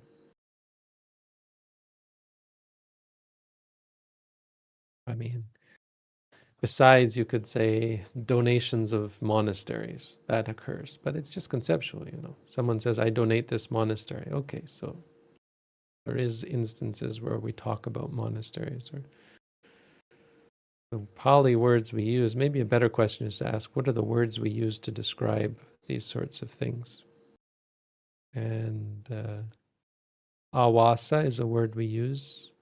Awasa literally means dwelling, but a monastery is often called an awasa. A building in which monks live is called a vihara. A residence in a communal residence in the forest, a monastery in the forest, is called an aranya, because arana means forest or something. I'm not sure. They do use the word ashram, but only as a carryover from from Indian culture, I think. We don't use it so much. We use awasa and vihara and imasaming awase imang te masang wasangupemi. I enter into the rains, the 3-month rains, in this awasa. Awasa is really the word that we use. Masming vihari.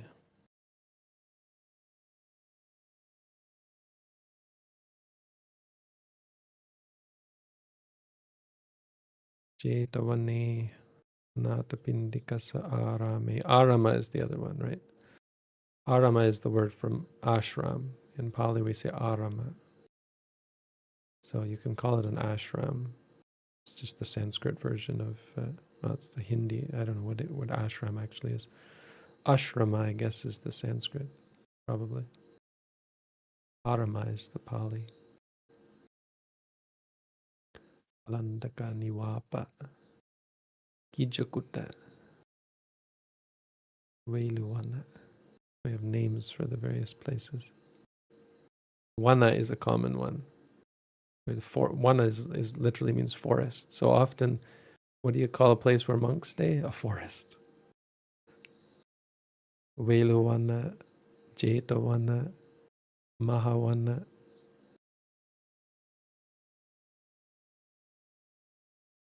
But Arama, I guess, is the word that we would translate as monastery if you wanted one. Ashrama, Arama in Pali.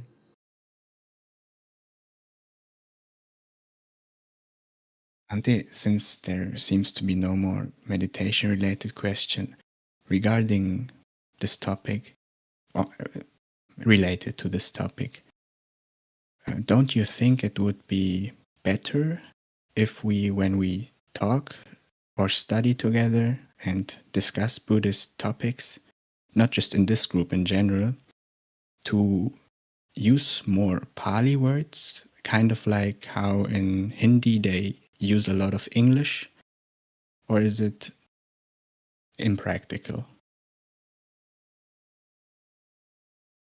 Well, we're dealing with people who are new to Buddhism for the most part, but in Buddhist cultures they do use a lot of Pali. It's a part of the discourse, right? Like Dhamma,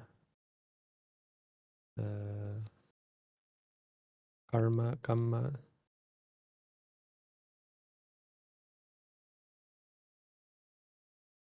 kammatthana. In Buddhist cultures, like where I live most of my life, we all use these words. We use so much Pali, and lay people use Pali. But the people here are just mostly learning for the first time about these things. But yeah, I mean, I think gradually we start to pick up these words. There's not really a good word for monastery, though. Wat, wasa. If you know the Thai word wat. Those of you who are familiar with Thailand, what this, what that is just wasa, awasa. It's from awasa, the Pali word. So Thai just corrupt all the words grammatically or phonetically or whatever. It's just all corruptions. But it's really Pali. We don't have that in English, so we have to learn all these words. It's like how karma has become well known, even dharma to some extent. Buddha certainly has. Buddha is a Pali word. Nibbana is a Pali word. Vipassana is a Pali word.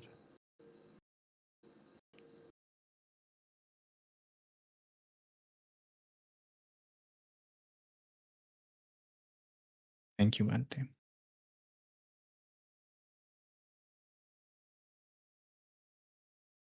Bhante, there is one more question that we have for today.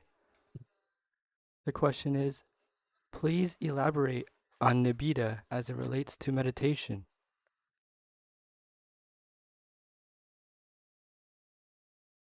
Nibbida is an important, a crucial part of the practice. It's the crux of the practice, where the mind is normally bida. Bida, the idea of, I guess, vida, or what is the word? I don't know. But the opposite of nibbida is excitement about things.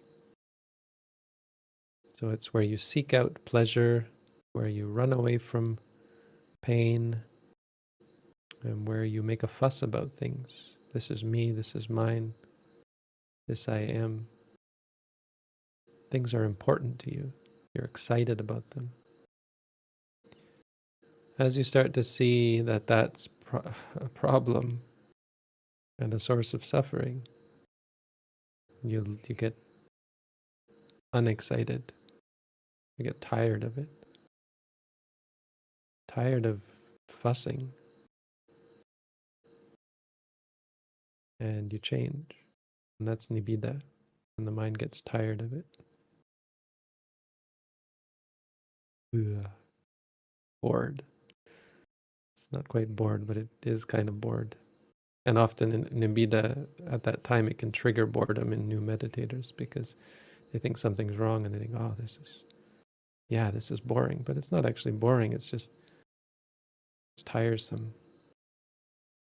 Tiresome to have to stress about things, worry about things, seek out things that are not going to satisfy you. Normally we're very happy to do that. We're very happy to again and again seek out the things that we like, run away from the things we don't like, get upset, get worried.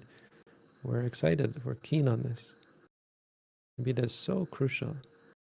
And it's why you can't fake it. You can't get there without being mindful. You can't study your way to Nibbana. You can't talk your way there, reason your way there. The only way is through Nibbida. When you get tired of it, you have enough and you just say, enough. Enough of this stress, enough of this worry. Why am I clinging to these things that are not worth clinging to? I mean, it comes from seeing that they're not worth clinging to, right? That's the process of vipassana. Vipassana is a process which leads you to nibbida as a part of it.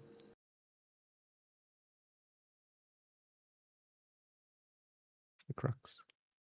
It's not the end, but it's what really changes you from trying to practice to really practicing. After nibbida, you really start to practice in earnest. Just because you're on the right track, you're no longer making mistakes. You're no longer saying, hey, maybe if I cling to this, it'll make me happy.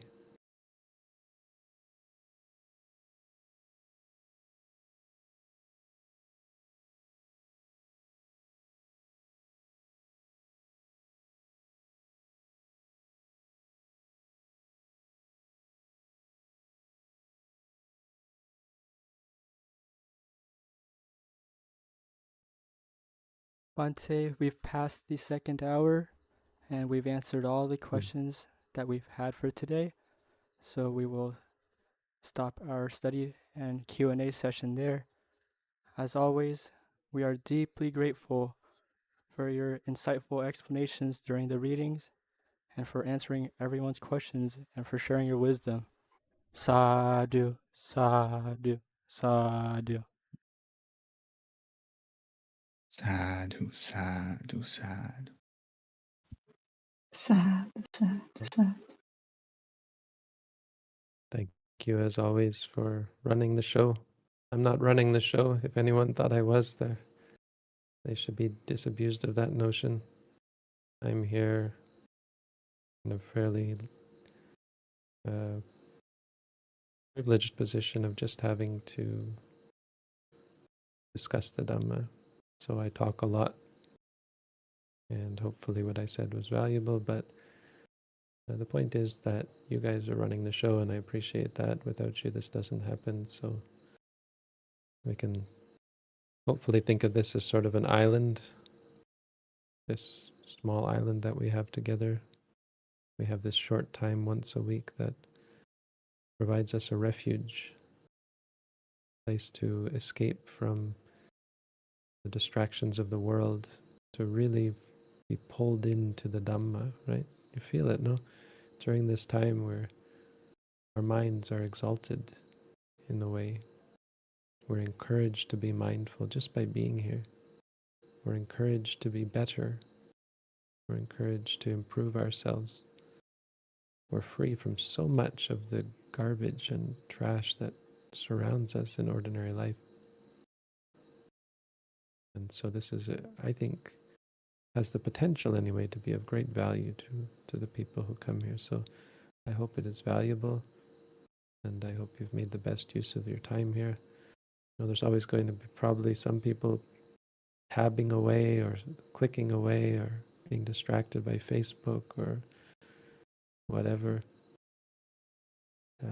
Hopefully you can train yourself out of those habits and focus your attention. But it's hard. This is a long 2 hours, no?